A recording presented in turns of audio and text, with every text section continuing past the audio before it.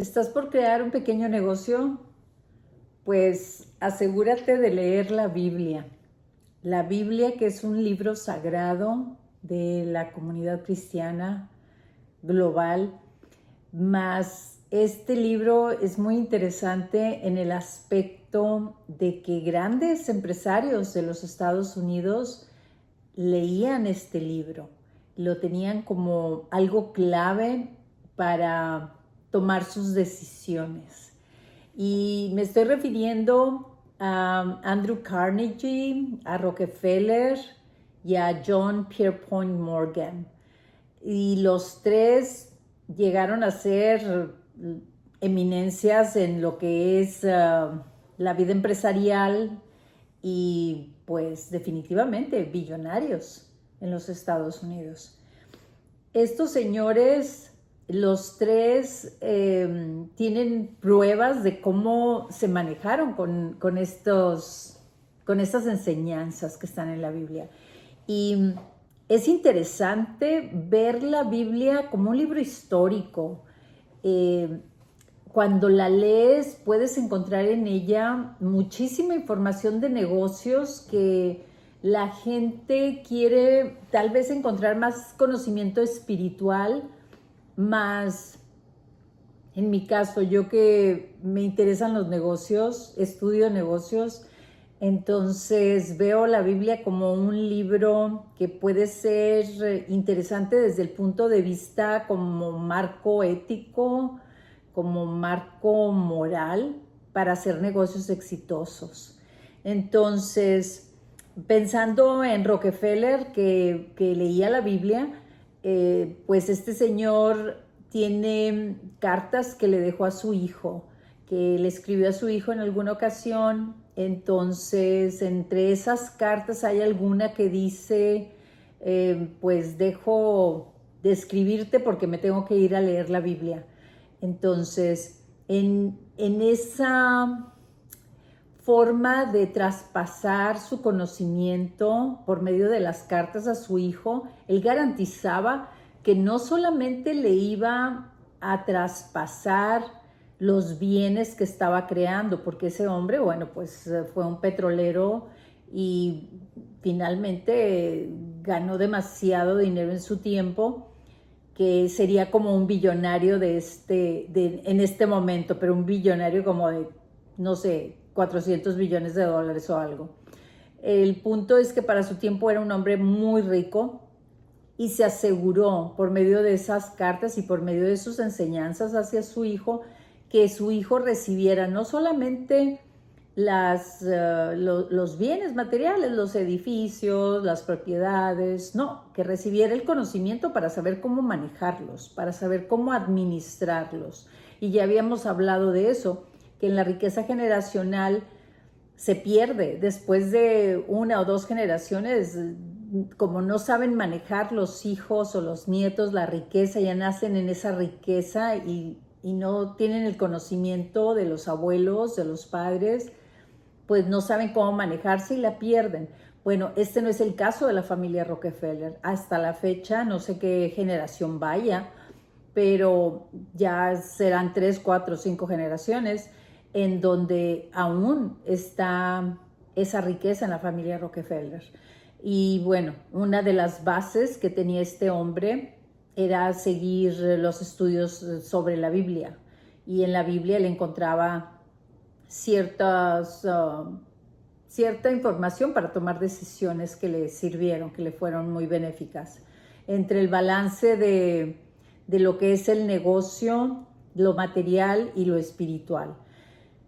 Por otra parte, Andrew Carnegie también nos habla el impacto que tiene la Biblia, porque finalmente la Biblia habla de que tenemos que dar ofrendas, que tenemos que servir al público, que tenemos que hacer donaciones o, no sé, tener cierta responsabilidad de servicio.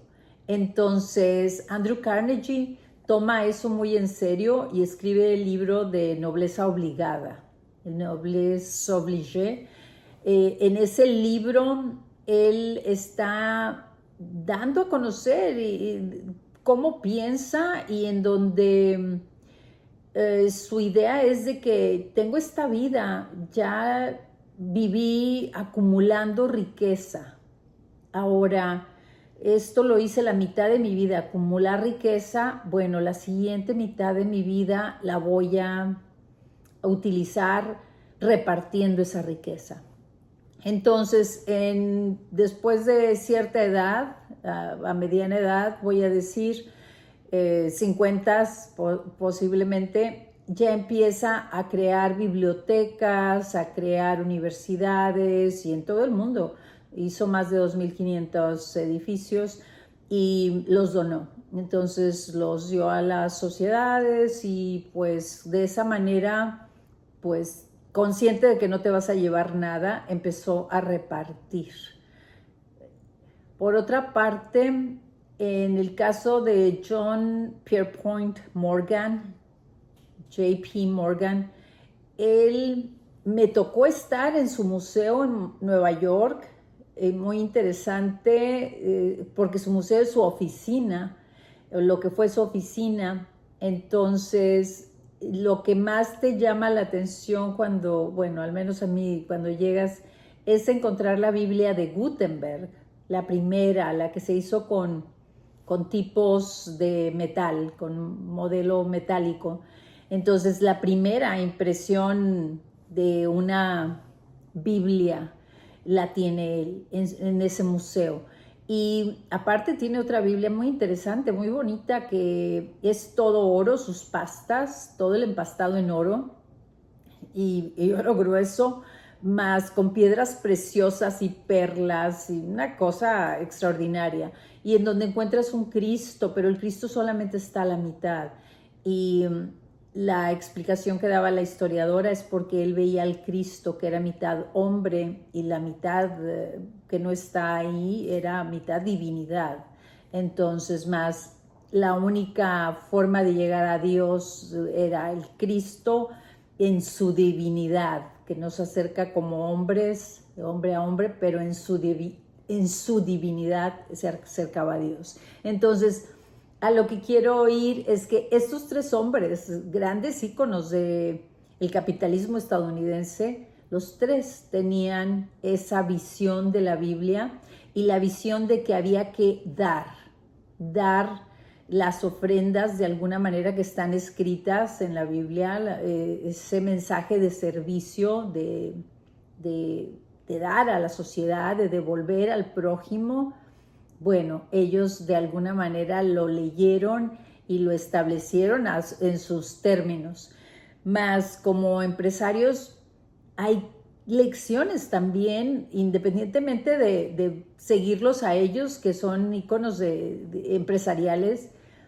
Hay lecciones en la Biblia que son muy interesantes, que tienen que ver con negocios, cómo manejaban reinados como si fuera un negocio de hoy, como si fuera una corporación hoy. Entonces, esas lecciones están ahí, aparte, como digo yo, del marco moral y ético que podemos seguir cualquiera de nosotros, porque finalmente, pues ahí nos dicen que una persona justa, una persona generosa, pues es una persona que va a tener la bendición de Dios y vas a alcanzar muchísimos más logros, ¿no? Pero aparte de eso es aprender las lecciones de negocios que nos ofrece la Biblia. Aunque he tratado en iglesias, traté de dar cursos de negocios de manera gratuita, no por hacer negocio, sino de manera gratuita por ofrecer educación, porque yo la tengo y no me la voy a llevar, entonces para mí era muy sencillo compartirla. Y una de los grupos que escogí fue ofrecer cursos empresariales a iglesias, mas no fue bien recibido por la idea de que no se debe hacer mercado en una iglesia. Y aunque yo no estoy haciendo mercado, no lo estaba haciendo, mi intención era más bien educar en una región en donde vivo, donde el 36% de la gente que vive a mi alrededor vive en extrema pobreza. Y eso, pues vivo en los Estados Unidos y es como que algo que no es muy aceptable. Y para mí es un grupo hispano el que es en mayoría que vive en esos niveles. Entonces, y es importante de que si uno sale adelante, jalar a los otros para arriba, ¿verdad? De que si uno tiene la educación, bueno, compartirla, y esa sería la idea. Entonces, en la Biblia yo encuentro esas enseñanzas, y las encontré en los Proverbios, igual que en el rey Salomón, en lo que es Reyes, en los capítulos de Reyes. Ahí viene mucha información que tiene que ver con negocios, y me meto a la idea del rey Salomón cuando empieza por crear el templo para Dios, que le pide a Dios discernimiento, que le pide a Dios que le ayude a ser un buen guía para su gente, un buen gobernante. Y Dios le dice, vas a ser el mejor, el más grande. Y él empieza por crear, cuando apenas tiene oportunidad, el templo para Dios. Y en eso, con esta idea, empieza a crear asociaciones. La primera asociación que ella había hecho fue la asociación con casarse con la hija del faraón egipcio para no tener trifulcas, pues el faraón no iba nunca a atacar a su hija. Entonces al asociarse por medio de ese matrimonio, pues logran la completa paz de la región en ese tiempo.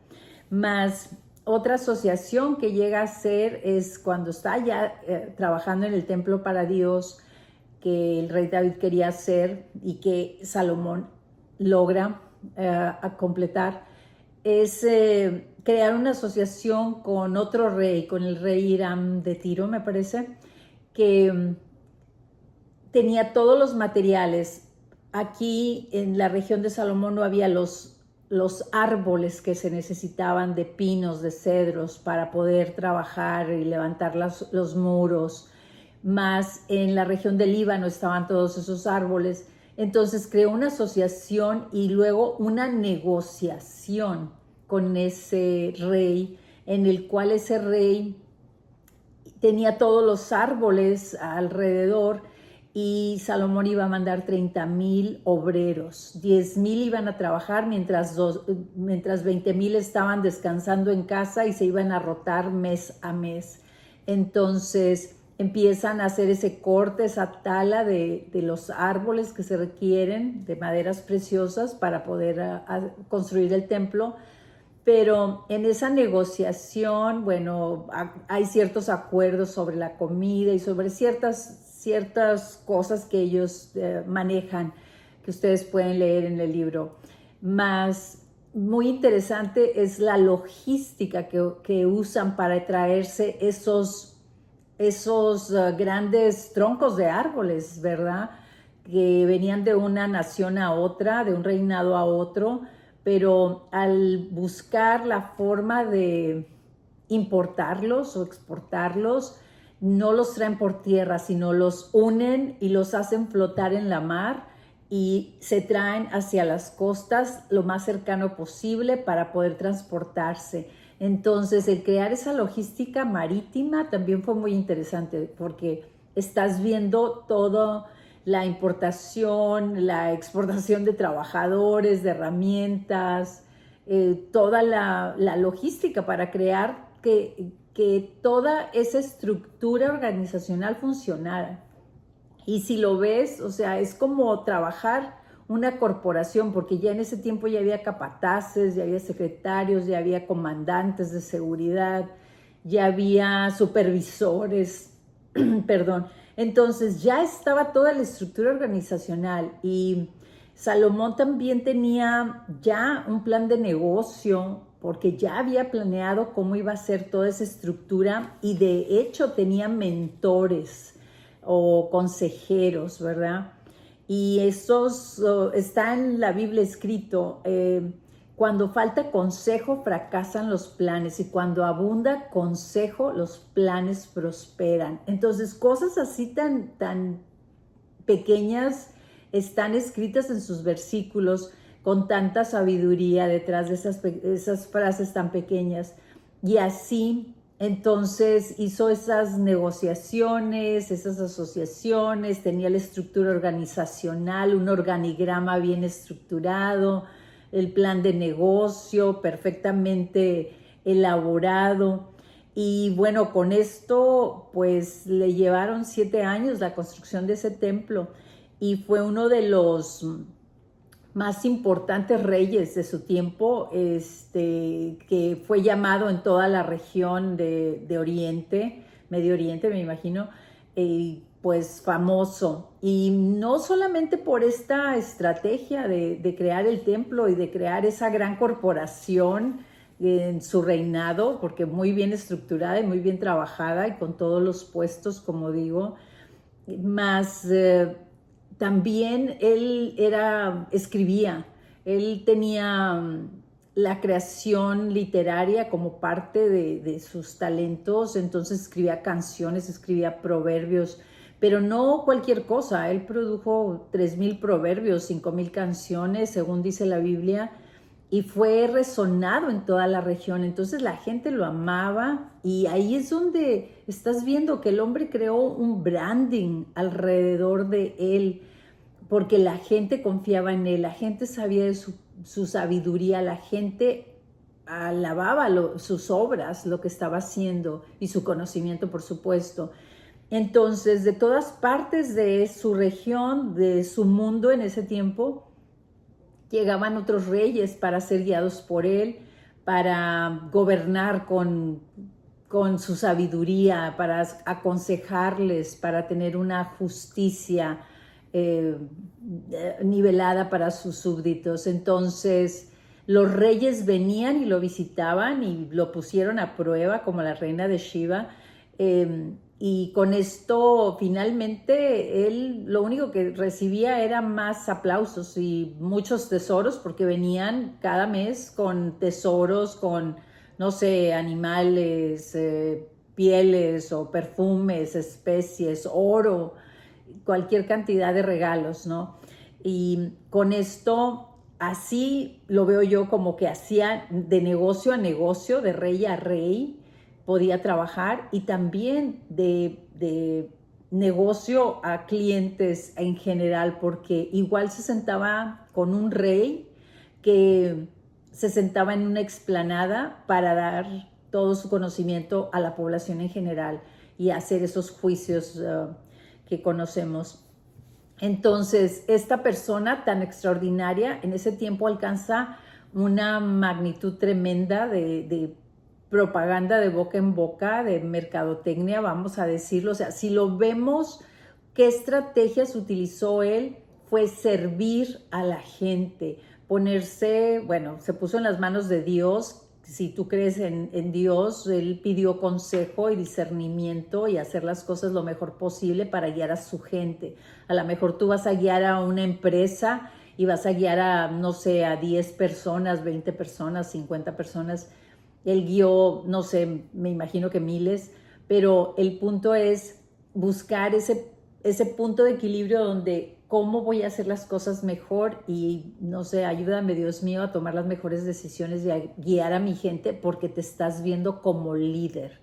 Entonces, ese liderazgo a esta persona, a este rey, lo lleva por todos los rincones de su planeta en ese momento, de lo que fue el alcance de su región. Y finalmente fue un hombre muy sonado y el rey de reyes, como Dios se lo prometió en las escrituras de la Biblia.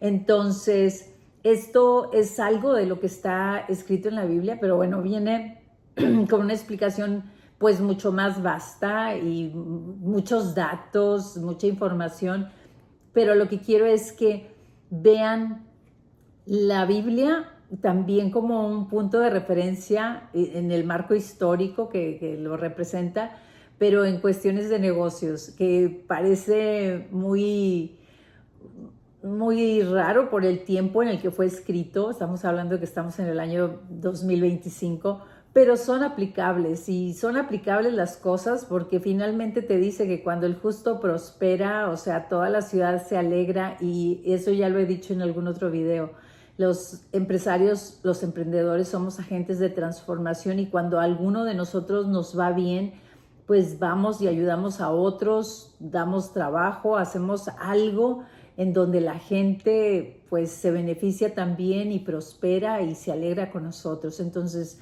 este tipo de información está en la Biblia. Sin dirección la nación fracasa. O sea, frases así que tú sabes que tú eres el director, que tú eres el líder, tú eres la persona en la que se está toda sostenida toda la estructura de un negocio.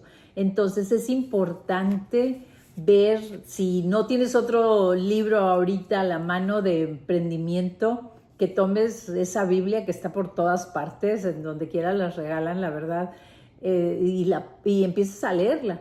Y lee el libro de Reyes, donde está la historia del rey Salomón, que, como digo, muy interesante para su tiempo, encontrar esas cuestiones de logística, de negociaciones, de asociaciones, del business plan, donde dice Dios, el hombre propone y Dios dispone, y finalmente con los funcionarios, con la gente detrás, con una asamblea que te ayude a tomar las decisiones también, con mentores, todo está escrito ahí. Entonces es algo muy sencillo y algo muy interesante que tenemos que ver es que la población hispana en los Estados Unidos, pues de perdido el 60% somos cristianos, o si estamos hablando de alguien que vive en México o en Latinoamérica, a lo mejor el 80% son cristianos, católicos y cristianos de alguna otra denominación,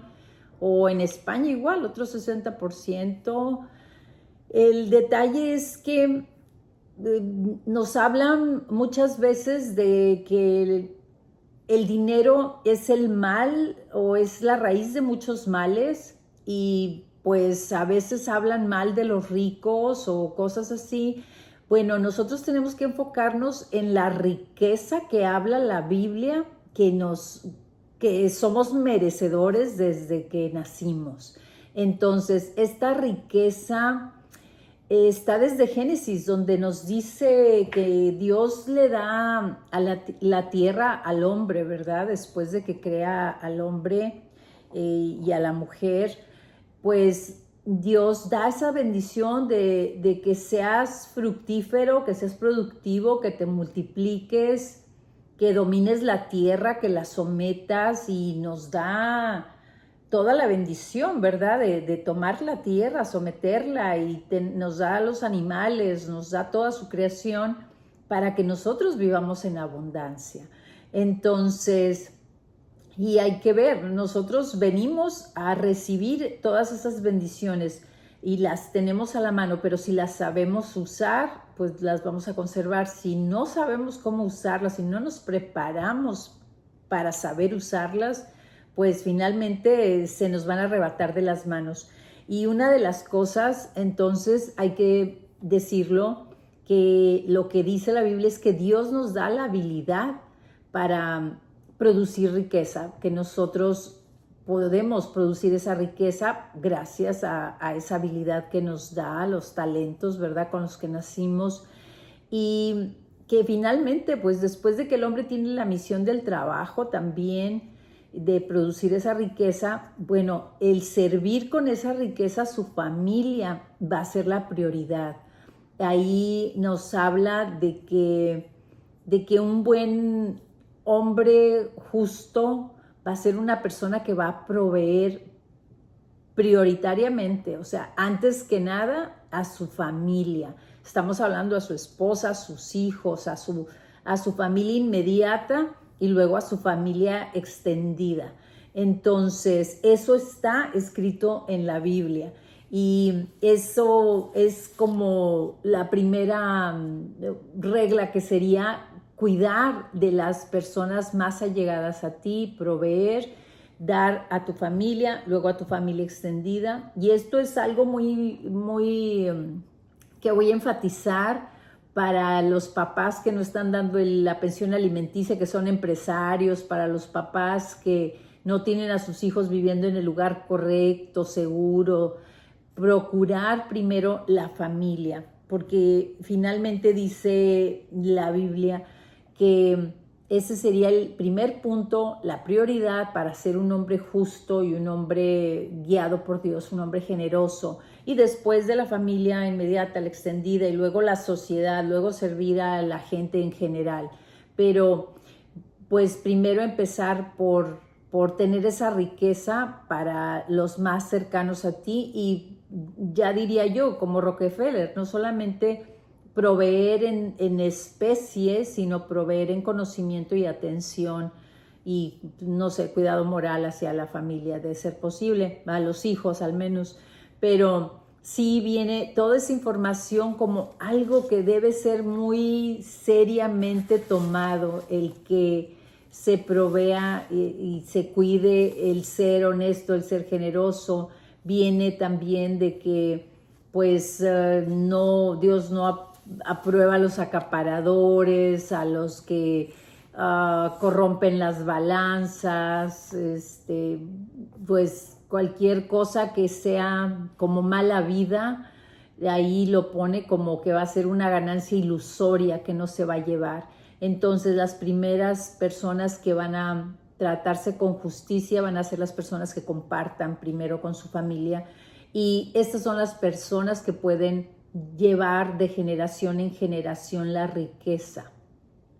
Y bueno, las que pues tomen las cosas mala vida, las pone como personas que van a tener una riqueza ilusoria que no se la van a llevar y que no la van a dejar tampoco a su familia. Entonces es importante, diría yo, que cuiden mucho su comportamiento ético, moral, los valores, y que esta Biblia no nos está hablando nada más de esa riqueza en valores, que nos está hablando de la riqueza material. Y la riqueza material, los tesoros, las casas, las propiedades. Entonces, pero tenemos que llegar a la riqueza en valores para poder alcanzar la riqueza en las propiedades. Entonces, en lo material. Y ahí es donde es importante la calidad de la persona. Entonces, y saber eso, que somos nada más, recibimos las bendiciones de Dios y las vamos a poder manejar mientras Él nos dé permiso, mientras sepamos cómo utilizar esos recursos. Y pensar en el dinero no como la raíz de todos los males. Ahí la explicación era de que cuando idolatras a ese recurso, pues lo estás viendo a un Dios falso, estás viendo a Mamón, a un Dios que es el Dios del dinero, pero es un Dios falso. Entonces, ahí es donde tenemos que ver el dinero como un recurso que nos puede dar salud, nos puede dar abundancia en buena comida, en memorias con nuestra familia. Podemos ver el recurso del dinero como algo muy beneficioso y muy bueno para todos, y podemos compartir comida, podemos compartir, no sé, momentos alegres en algo muy especial que compartamos con gente que amamos. Entonces, depende cómo quieras utilizar el dinero, para qué, y ahí entra la moral, la ética, y ahí entra el que puedas leer un libro así y sacar lo que pueda ser valioso para ti. Pero bueno, pues asegurarnos de sembrar lo bueno para cosechar lo bueno, ¿verdad? Entonces, de eso yo creo que se trata todo en cuanto a valores y en cuanto a todo lo que vamos a encontrar aquí. Pero veamos como hispanos que tenemos que encontrar la riqueza, la forma de hablar en riqueza, para que nos motivemos a encontrar esa riqueza generacional, a que podamos hacerla en estos tiempos en que pueden ser complicados, más tratar de enfocarnos en que la riqueza la vamos a crear desde, no sé, desde lo más profundo de nuestro corazón y nuestra fe, y como empresarios que somos, pues la fe es la visión que vamos a tener. y debe ser una visión propia. Entonces, mejor leer esto que viene siendo este libro sagrado a estar en la televisión. La televisión es television, te está diciendo una visión. Ya el rico ya vino y te dio una visión y esa visión es la que vas a tener y te vas a quedar pobre, creo yo. Pero cuando estás tú leyendo y teniendo tu propia visión, pues ahí es a donde tú te puedes guiar a alguna parte entre tu visión y la que vayas a encontrar en un libro sagrado como ese, y pues que te puede acercar a Dios posiblemente. Entonces, si ese es de tu interés, ahí creo que vas a encontrar una visión más grande como empresario. Pero bueno, hasta aquí lo dejo. Espero que esto no suene como que me salgo de aquí de pastora, pero me gusta mucho ver esta enseñanza como algo diferente, algo que si somos hispanos y se supone que creemos en esto, en el cristianismo, bueno, pues tenemos que creer en la abundancia y en la, no sé, en la fertilidad, en la prosperidad y en todas las cosas buenas que Dios quiere para nosotros. Tengo que imaginar eso y quiero creerlo firmemente.